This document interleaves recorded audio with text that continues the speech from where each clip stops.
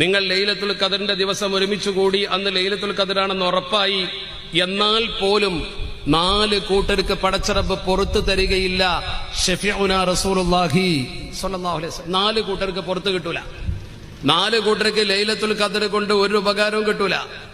അന്ന് ലൈലത്തുൽ ഖദർ ആണെങ്കിലും ശരി, നിങ്ങൾ ലൈലത്തുൽ ഖദർ നേടിയാലും ശരി, നേരം വെളുക്കുവോളം പള്ളിയിലിരുന്നു കൊണ്ട് നിങ്ങൾ കട്ടപ്പെട്ട് പ്രാർത്ഥിച്ചാലും നിസ്കരിച്ചാലും ശരി, അല്ലാഹു സുബ്ഹാനഹു വ തആല അവർക്ക് പുറത്തു അർബഅത്തുൻ ലാ യുഗ്ഫറു ലഹും 4 കൂട്ടർക്ക് പടച്ചറബ് പുറത്തു കൊടുക്കൂല. ഫീ ലൈലത്തുൽ ഖദർ, ലൈലത്തുൽ ഖദറിൽ. നോക്കണം നിങ്ങൾ, ആരാണ് ആ 4 പേർ?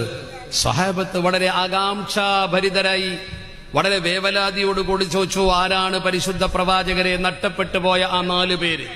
പരിശുദ്ധ പ്രവാചകർ പറഞ്ഞു, ഒന്ന് മുദ്മിനു ഖംറാൻ, മദ്യപാനി, മയക്കുമരുന്ന് സ്ഥിരമായി ഉപയോഗിച്ചു കൊണ്ടിരിക്കുന്ന ഒരാള്.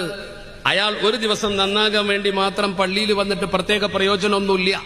മുദ്മിന ഖംറായ മനുഷ്യന് പടച്ചറബ് പുറത്തു കൊടുക്കൂല, ഉറപ്പാ. ഒരു കാലത്തും അവന് പുറത്തു കൊടുക്കൂല. രണ്ടാമത്തേത്, ഒരു മനുഷ്യനെ സംബന്ധിച്ചിടത്തോളം വളരെ പ്രധാനമാണ്, ആക്കുല്ലി വാലിദൈഹി, ഉമ്മയെയും ഉപ്പയെയും വെറുപ്പിക്കുന്നവൻ. ഉമ്മാനെ വെറുപ്പിക്കുന്നവൻ, വാപ്പാനെ വെറുപ്പിക്കുന്നവൻ. ഉമ്മാനെ കണ്ടുകൂടാ, ബാപ്പയെ കണ്ടുകൂടാ. ഈ ആള് പള്ളിയിൽ വന്ന് ലൈലത്തുൽ ഖദറിൽ നിസ്കരിച്ചിട്ട് ഒരു പ്രയോജനവുമില്ല. അവന് ലൈലത്തുൽ ഖദർ ബാധകമല്ല. എത്ര അപകടമാണ് നോക്ക് നിങ്ങൾ. ഉമ്മാനോട് പിണങ്ങി നിൽക്കുന്നവരോ ഉപ്പാനോട് പിണങ്ങി നിൽക്കുന്നവരോ സദസ്സിലുണ്ടെങ്കിൽ ഗൗരവത്തോടെ ചിന്തിച്ചോ. പള്ളിയിൽ നമ്മൾ റമദാനിൽ ഏറ്റവും പുണ്യപ്പെട്ട ദിവസം പോലും അള്ളാഹു പുറത്തു തരില്ലെങ്കിൽ വേറെ ദിവസം ഏതായാലും തരില്ല എന്ന് ഉറപ്പല്ലേ? ഓഫർ ഉള്ളപ്പോ വില കുറയുന്നില്ലെങ്കിൽ പിന്നെ അല്ലാത്ത സമയത്ത് വില കുറയില്ല എന്ന് ഉറപ്പല്ലേ? അപ്പോൾ ലൈലത്തുൽ ഖദറിൽ പോലും പുറത്ത് കിട്ടില്ലെങ്കിൽ വേറെ സമയത്ത് എന്തായാലും കിട്ടൂല. നിങ്ങൾ ചിന്തിക്കേണ്ട കാര്യമാണ്. അതുകൊണ്ട് ഉമ്മാനെയും ഉപ്പാനെയും വെറുപ്പിക്കുന്നവർക്ക് പള്ളി ബാധകല്ല. ആദ്യം വീട്ടിൽ നിന്ന് തുടങ്ങണം. ഇസ്ലാമിക കൾച്ചർ ബിഗിൻസ് അറ്റ് ഹോം എന്നാണ്. ഇസ്ലാമിന്റെ സംസ്കാരം വീട്ടിൽ നിന്ന് പഠിച്ചു തുടങ്ങണം. നിങ്ങൾ ഉമ്മയെയും ഉപ്പയെയും മാനിക്കണം. ഉമ്മ പ്രായമായാൽ പരിഗണിക്കണം. അബൂബക്കർ ഹാജി കണ്ടോ, വയസ്സായ ഉമ്മ പരിപാലിച്ചു, മരിച്ചപ്പോ ഉമ്മാക്കൊരു പള്ളി തന്നെ എടുത്തു കൊടുത്തു. ഫാത്തിമ എന്ന പേരിട്ടു ഉമ്മാന്റെ പേരിൽ. എന്തൊരു മനോഹരമാണത്, ചിന്തിക്കണം നിങ്ങൾ. അതുപോലെ തിരിച്ചു ചിന്തിക്കുക. രണ്ടാമത്തൊന്നെന്താണ്? ആക്കുല്ലി വാലിദൈഹി. മൂന്നാമത്തേത് വളരെ പ്രധാനമാണ്, ഖാത്തി ഉർ റഹം, കുടുംബ ബന്ധം മുറിക്കുന്നവൻ. ഖാത്തി ഉർ റഹം. ഒരു സമൂഹത്തിൽ കുടുംബ ബന്ധം മുറിച്ചൊരു വ്യക്തി ഉണ്ടെങ്കിൽ, ഈ സദസ്സിലുണ്ടെങ്കിൽ, ജേട്ടനോട് മിണ്ടൂല, അല്ലെങ്കിൽ പെങ്ങളോട് മിണ്ടില്ല, കുടുംബത്തിൽ കലഹമുണ്ടാക്കുന്നവനാണ്. അങ്ങനത്തെ ഒരു വ്യക്തിക്ക് ഒരിക്കലും ലൈലത്തുൽ ഖദറിന്റെ ഗുണം കിട്ടൂല. കുടുംബം പൊളിക്കാൻ പാടില്ല. കുടുംബത്തെ ചേർത്തി നിർത്തുന്നവനാണ് ബർക്കത്ത്. കുടുംബം പിളർത്തുന്നവൻ ആരാണെങ്കിലും ശരി, അവനെ ഒരിക്കലും അള്ളാഹു അംഗീകരിക്കൂല. അവന് ലൈലത്തുൽ ഖദറിന്റെ പുണ്യമേ കിട്ടൂല. ആ മനുഷ്യനെ സംബന്ധിച്ചിടത്തോളം ഒരു നിലക്കും ലൈലത്തുൽ ഖദറിന്റെ പുണ്യം കിട്ടൂല.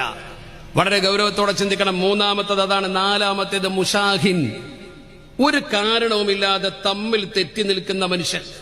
ശറഈയായ കാരണമില്ലാതെ ഒരു മുസ്ലിമിനോട് തെറ്റി നിൽക്കുക, അവനോട് ഒരു ബന്ധമല്ല. അയൽവാസിയോട് തെറ്റി, അല്ലെങ്കിൽ തന്റെ പരിചയമുള്ള ഒരാളോട് തെറ്റി. ഒരു കാര്യമല്ല തെറ്റാൻ. എന്താ കാരണം? ചിലപ്പോൾ കല്യാണത്തിന് വിളിച്ചിട്ടുണ്ടാവില്ല, അത്രേ ഉണ്ടാവുള്ളൂ.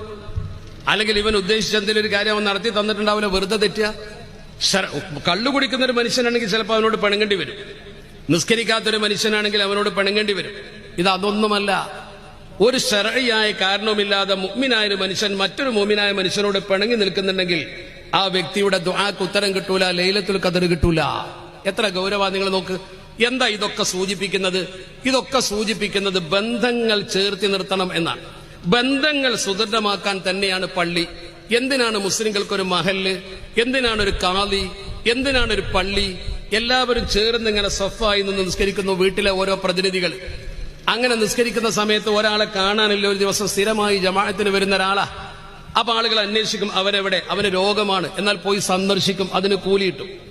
അവന് സാമ്പത്തിക ബുദ്ധിമുട്ടുണ്ട് ചികിത്സിക്കാൻ, എന്നാൽ നമ്മളൊക്കെ കൂടി ഒന്ന് നോക്കാന്ന് പറയും. അങ്ങനെ ഒരു കൂട്ടായ്മ രൂപപ്പെടും, ഒരു പരസ്പര സഹായം രൂപപ്പെടും. അതാണ് സമൂഹത്തിൽ സോഷ്യൽ കമ്മിറ്റ്മെന്റ്. ഇസ്ലാം എന്ന് പറഞ്ഞാൽ അങ്ങനെയാണ്. നമ്മുടെ നിസ്കാരമാണെങ്കിലും നോമ്പാണെങ്കിലും സക്കാത്താണെങ്കിലും ഹജ്ജാണെങ്കിലും ഒക്കെ അങ്ങനെ തന്നെയാണ്. നമ്മുടെ നിസ്കാരം നോക്ക് നിങ്ങൾ. നമ്മൾ നിസ്കരിക്കുമ്പോൾ ജമാഅത്തായിട്ട് നിസ്കരിക്കുമ്പോൾ കൂടുതൽ പ്രതിഫലമുണ്ട്. ഈ പള്ളിയിൽ നിങ്ങൾ നിസ്കരിക്കുമ്പോൾ ഫാത്തിഹ നിർബന്ധമാണല്ലോ. ഫാത്തിഹയുടെ ഒരക്ഷരം പിഴച്ചാൽ നിസ്കാരം പോയി. നേരെ മറിച്ച് ജമാഅത്തായിട്ട് നിസ്കരിക്കുന്ന സമയത്ത് ഒരാൾ വൈകി വന്ന് തുടർന്നു, ഇമാം റുക്കോയിലാണ്, ഉയർന്നിട്ടില്ല, അയാൾ വേഗം തക്ബീർ കെട്ടി കൂടെ കൂടി റുക്കോൾ ശരിക്ക് കിട്ടിയാൽ ആ മനുഷ്യനെ സംബന്ധിച്ചിടത്തോളം ആ റക്അത്ത് കിട്ടി. ഫാത്തിഹ അല്പം പോലും വേണ്ട. എന്തേ കാരണം? അത് കൂടി നിന്നപ്പോൾ കിട്ടിയൊരു ഗുണമാണ്, ജമാഅത്തിന്റെ പ്രതിഫലമാണ്. അതാണ് നമ്മൾ മനസ്സിലാക്കേണ്ടത്. അപ്പൊ ഇത് കൂടി നിൽക്കുമ്പോൾ ഗുണമുള്ള ഒരു കാര്യമാണ്. ഒറ്റക്ക് നിസ്കരിക്കുന്നതിനേക്കാൾ പള്ളിയിലാകുമ്പോൾ കൂലി കൂടുതൽ, ജമാഅത്താകുമ്പോൾ അതിലും കൂടുതൽ. നിങ്ങൾ മനസ്സിലാക്കേണ്ട ഏറ്റവും പ്രധാനപ്പെട്ട കാര്യമല്ലേ ഇത്? ചിന്തിച്ചു നോക്ക് നിങ്ങൾ. അതുപോലെ നോമ്പ് നോക്കൂ. എല്ലാവർക്കും നോമ്പ് നിർബന്ധമില്ല. ഈ സദസ്സിൽ എല്ലാവർക്കും നോമ്പ് നിർബന്ധം ഉണ്ടാവില്ല.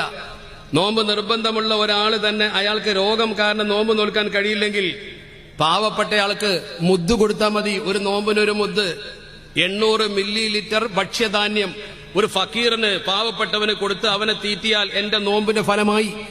വേറൊരാൾ ഭക്ഷണം കഴിച്ചാൽ എന്റെ നോമ്പായി എന്ന് പറഞ്ഞാൽ എന്താ അതിന്റെ അർത്ഥം? മറ്റുള്ളവനോടുള്ള കടപ്പാട് ഇബാദത്താവുകയാണ്. അങ്ങനത്തെ ഒരു മതമാണിത്. സക്കാത്ത് എല്ലാവരും കൊടുക്കേണ്ട കാര്യമില്ല. സക്കാത്ത് കഴിവുള്ളവന് കൊടുത്താൽ മതി. ഞാൻ ഉണ്ടാക്കിയ സമ്പത്ത് എന്റെ കയ്യിൽ നിന്ന് ഒരു പാവപ്പെട്ടവന് കൊടുത്തിട്ടില്ലെങ്കിൽ എന്റെ ഈ പൈസ ഹറാമായി. അത് സോഷ്യൽ കമ്മിറ്റ്മെന്റ് ആണ്. എന്റെ പണം ശുദ്ധമാകണമെങ്കിൽ എന്റെ പണം ഒരു പാവപ്പെട്ടവന് എത്തിച്ചു കൊടുത്തിരിക്കണം. കണ്ടോ പരസ്പര ബന്ധം. ഹജ്ജ് എന്ന് പറഞ്ഞാൽ വലിയൊരു കർമ്മമാണ്. ഹജ്ജിൽ എനിക്കൊരു പാകപ്പുഴ പറ്റിയാൽ ആടിനെ അറുത്ത് പാവത്തിന് കൊടുക്കണം. അവൻ ആടിന്റെ ഭക്ഷണം കഴിക്കുമ്പോൾ എന്റെ ഹജ്ജ് പൂർണ്ണമാവുകയാണ്. നോക്ക് നിങ്ങൾ, മറ്റുള്ളവരെയും കൂടി കൂട്ടിച്ചേർക്കുന്ന ഒരു മതമാണ് നമ്മുടേത്. അതുകൊണ്ട് നമുക്ക് കൂടിച്ചേരാനുള്ള കേന്ദ്രമാണ് പള്ളി. മനസ്സിനെ ശുദ്ധീകരിക്കാനുള്ള കേന്ദ്രമാണ് പള്ളി. ഈ പള്ളിയിലേക്ക് നിങ്ങൾ നടന്നു വരുമ്പോൾ ഓർക്കണം, അള്ളാഹുവിന്റെ പരിശുദ്ധ തിരുദൂതർ അഷ്റഫുൽ ഖൽഖ് മുത്ത മുഹമ്മദ് മുസ്തഫ സ്വല്ലല്ലാഹു അലൈഹി വസല്ലമ തങ്ങൾ നമ്മളെ പഠിപ്പിക്കുകയാണ്. ഈ പള്ളിയിൽ സ്ഥിരമായി വരുന്ന ഒരാളുണ്ടെന്നിരിക്കട്ടെ. ആ പള്ളിയിൽ സ്ഥിരമായി വരുന്ന ആളുകൾ ആരാണെങ്കിലും ശരി, ഇന്നലിൽ മസാജിദി ഔതാദാ, ഈ പള്ളിയിൽ സ്ഥിരമായി വരുന്ന ആളുകളെ ചിന്തിക്കണം. അവർക്ക് അവർക്ക് ജുലസാ ഉൽ മലായിക എന്ന് പറയും. അങ്ങനെയാണ് പറഞ്ഞിട്ടുള്ളത്. അൽ മലായികത്തു ജുലസാഉഹും, അൽ മലായികത്തു ജുലസാഉഹും. സ്ഥിരമായി പള്ളിയിൽ വരുന്ന ആൾക്കാർക്ക് മലക്കുകൾ കൂട്ടുകാരായിട്ട് അവിടെ ഉണ്ടാവും. ഇത് ഹദീസാ, ഒരു തർക്കം വേണ്ട. സ്ഥിരമായി പള്ളിയിൽ വന്ന് നിസ്കരിക്കുന്നത്, സ്ഥിരമായി എന്ന് പറഞ്ഞാൽ എപ്പോഴും തന്നെ ചില ജമാഅത്തിനൊക്കെ വരാൻ പറ്റില്ല എന്നൊക്കെ വരും. പള്ളിയിൽ പതിവായി വരുന്ന ഒരാൾക്ക് കൂട്ടുകാരനായിട്ട് മലക്കുണ്ടാവും. ആ മലക്കിന്റെ ഏറ്റവും വലിയ പ്രത്യേകത എന്താ? നിങ്ങൾ പള്ളിയിൽ എന്ന് വന്നിരിക്കുന്ന സ്ഥലത്ത് ആ മലക്ക് വന്ന് നോക്കും. ഫൈൻ ഓബോ സഅലൂ അൻഹും. ഏതെങ്കിലും ഒരാള് പള്ളിയിൽ വരാത്ത ആളാണെങ്കിൽ അയാളുടെ കൂട്ടുകാരനായ മലക്ക് ചോദിക്കും, ഇയാൾ ഇവിടെ പോയി അന്വേഷിക്കും. നിങ്ങളതറിയില്ല. ആ മലക്ക് ശരിക്കും നിങ്ങൾ അന്വേഷിക്കും. ഇവിടെ ഇരുന്നിരുന്ന ആളിപ്പോ എന്ന് കാണാനില്ലല്ലോ. ഇത് ഞാനല്ല പറയുന്നത്, അള്ളാഹുവിന്റെ തിരുദൂതർ അഷ്റഫുൽ ഖൽഖ് മുഹമ്മദ് മുസ്തഫ. മലക്ക് അന്വേഷിക്കും ഈ ആൾ എവിടെ പോയി. എന്നിട്ട് മലക്ക് അന്വേഷിക്കുമെന്ന് മാത്രമല്ല, വൈൻകാനോ മർല ആദൂഹും, ഇയാൾ രോഗിയായി വീട്ടിൽ കിടക്കുകയാണെങ്കിൽ നിങ്ങൾ അറിയാതെ മലക്ക് നിങ്ങളെ വീട്ടിൽ നിങ്ങളെ സന്ദർശിക്കും. മലക്ക് സന്ദർശിക്കും. ആ മലക്ക് സന്ദർശിച്ചിട്ട് നിങ്ങളെ രോഗശമനത്തിന് വേണ്ടി പ്രാർത്ഥിക്കും. ഇത് അള്ളാന്റെ റസൂല് പറഞ്ഞതാ. നിങ്ങൾ എന്തേ മലക്കിന് തിരട്ടപ്പെടാൻ കാരണം? അള്ളാന്റെ ഭവനത്തിൽ നിങ്ങൾ എപ്പോഴും ഇരിക്കുന്നുണ്ട്. അതുകൊണ്ട് വൈൻകാനു ഫി ഹാജ, നിങ്ങൾ എന്തെങ്കിലും അത്യാവശ്യത്തിന് പോയതാണെങ്കിൽ, അവർ അത്യാവശ്യം നിങ്ങൾക്ക് കുടുങ്ങി, നിങ്ങളുടെ അത്യാവശ്യത്തിന് പുറത്തു പോയെന്നാൽ ആനൂഹും, ആ മലക്കിന്റെ ഒരു സഹായം നിങ്ങൾക്ക് ഉണ്ടാവും. നിങ്ങളെ കാര്യം വേഗം നടക്കും. 3 കാര്യമാണ് പറഞ്ഞത്. പള്ളിയിൽ സ്ഥിരമായി വരുന്ന ഒരാൾ പള്ളിയിൽ കണ്ടില്ലെങ്കിൽ മലക്കയാളെ കുറിച്ച് അന്വേഷിക്കും. രോഗിയാണെന്നറിഞ്ഞാൽ അയാളെ തെരഞ്ഞ് സന്ദർശിക്കും. അയാൾ എന്തെങ്കിലും ഒരു അത്യാവശ്യത്തിന് പോയി എന്നറിഞ്ഞാൽ അയാളെ ആ ആവശ്യം വേഗം നടക്കാൻ ഒരു സഹായം മലക്ക് കൊടുക്കും. ഞാനല്ല പറയുന്നത്, മുത്ത മുസ്തഫ സല്ലല്ലാഹു അലൈഹി വസല്ലമ തങ്ങൾ. എത്ര ഗൗരവമാണ് വിഷയം നോക്ക് നിങ്ങൾ. അപ്പോൾ നമ്മൾ ഓരോരുത്തരും ഇതിന്റെ പ്രത്യേകത മനസ്സിലാക്കണം. അതാണ് നമ്മൾ മനസ്സിലാക്കേണ്ടത്. അതുകൊണ്ട് നമ്മുടെ പ്രിയപ്പെട്ട ചെറുപ്പക്കാർ എല്ലാവരും നമസ്കാരത്തിന്റെ കാര്യത്തിൽ പ്രത്യേക ശ്രദ്ധ പുലർത്തണം. എല്ലാവരും നിസ്കരിക്കുന്നുണ്ട്, പക്ഷെ അതിൽ ഒരു സൂക്ഷ്മതയും കൂടി വേണം. കുറെ നിസ്കാരം ഉണ്ടാവും, ആ നിസ്കാരത്തിൽ കുറെ കളവുണ്ടാവും. അതാ പ്രശ്നം.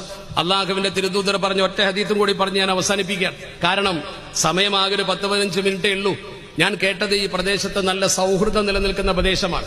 എല്ലാ ജാതി മതസ്ഥരും എല്ലാ വിഭാഗക്കാരും കൈകോർത്ത് പിടിച്ചു നിൽക്കുന്ന ഒരു സ്ഥലമാണ്. അങ്ങനത്തെ ഒരു സ്ഥലം എന്ന് പറഞ്ഞാൽ അത് അള്ളാഹു നൽകുന്ന ഏറ്റവും വലിയ നിഅമത്താ. അള്ളാഹുവിന്റെ പരിശുദ്ധ പ്രവാചകർ പറഞ്ഞു, ഒരു സമൂഹത്തിൽ നിസ്കാരത്തിൽ കളവ് നടത്തുന്നവരാണ് ഏറ്റവും വലിയ കള്ളന്മാർ. മുത്തനബിയുടെ ഹദീസ, ഇന്ന അസ്വ അന്നാസി സരിക്കത്തൻ അല്ലദീ യസ്രികു മിൻ സ്വലാത്തിഹി. കള്ളന്മാരിൽ വെച്ച് ഏറ്റവും വലിയ കള്ളൻ നിസ്കാരത്തിൽ കക്കുന്നവനാണ്. അപ്പൊ നമ്മൾ വിചാരിക്കും ആൾക്കാർ ജമാഅത്തിൽ നിൽക്കുമ്പോൾ കക്കുന്ന ആളാണ്. അല്ല, നിസ്കരിക്കുന്നവൻ കക്കും. അതെങ്ങനെ? നബി തങ്ങളോട് ചോദിച്ചു സ്വഹാബത്ത്, കൈഫ യസ്രികു ഫീ സ്വലാത്തിഹി, ഒരാളെങ്ങനെ നിസ്കാരത്തിൽ കക്കുക, നിസ്കാരത്തിൽ എങ്ങനെ കളവ് നടത്തുക? മുത്തനബി തങ്ങൾ പറഞ്ഞു, ആ മനുഷ്യന്റെ കളവ് എന്ന് പറഞ്ഞാൽ സുജൂദ് റുക്കൂ ശരിക്കും പൂർത്തിയാക്കൂല എന്ന് പറഞ്ഞാൽ പടഞ്ഞു നിസ്കരിക്കാതെ തന്നെ പൂർത്തിയാക്കൂല. ഭയങ്കര തിരക്കാണ്. പെട്ടെന്ന് നിസ്കരിച്ചിട്ട് പെടപെടടിച്ചിട്ട് പോവും. അന്നാ നിസ്കാരം ശരിയല്ല. അങ്ങനെ നിസ്കാരത്തിൽ അതിന്റെ അദബ് പാലിക്കാതെ കളവ് നടത്തുന്നവനാണ് ഏറ്റവും വലിയ കള്ളൻ. അഷ്റഫുൽ ഖൽഖ് ത്വാഹ റസൂലുള്ളാഹി അങ്ങനെയാവരുത്. അച്ചടക്കത്തോടെ തുമനീനത്തോടു കൂടി ഉസ്താദുമാര് മദ്രസയിൽ നിന്ന് പഠിപ്പിച്ചു തന്ന പോലെ നിസ്കരിച്ചാൽ മനസ്സിനൊരു സമാധാനം കിട്ടും, ഒരു സന്തോഷം കിട്ടും. ഒരു കാര്യം കൂടി പറയട്ടെ, മുത്തുനബി തങ്ങൾ പറഞ്ഞിട്ട്